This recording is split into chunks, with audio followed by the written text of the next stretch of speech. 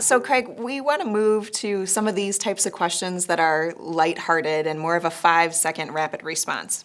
Are you ready? No. Favorite memory at Case Western Reserve University? I do have friends lunch on a little rise right in the middle of campus. Most challenging college class? Advanced chemistry in the first semester of my freshman year. And you did share, and our students did know, that you're an avid ornithologist, which is a study of birds. If you could aspire to be a certain kind of bird, what kind of bird? First, I'm a half-assed birder. I put out food and water. They have to come to be watched by me. Favorite bird, hummingbird, because of their great grace and intelligence. Share a brief lemons to lemonade story. I've been at times attacked by people in bad conscience. I've learned from that a lot, and now I help protect a lot of people who operate in good conscience. That will expand in a big way, including a meeting tomorrow. What's a book we should all be reading?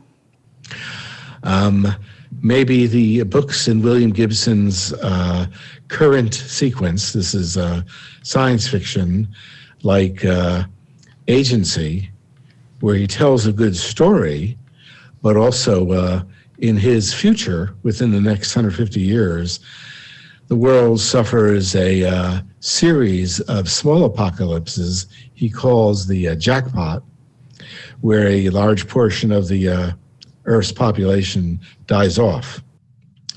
We may be seeing the beginning of that with the pandemic, so these books are good warning us what we need to stop. Share the best piece of advice you've received lately.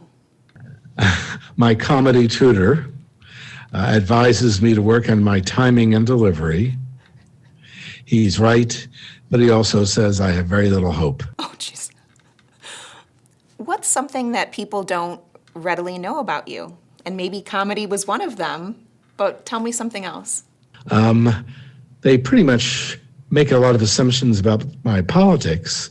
What they don't know is it was set in place in U.S. history class.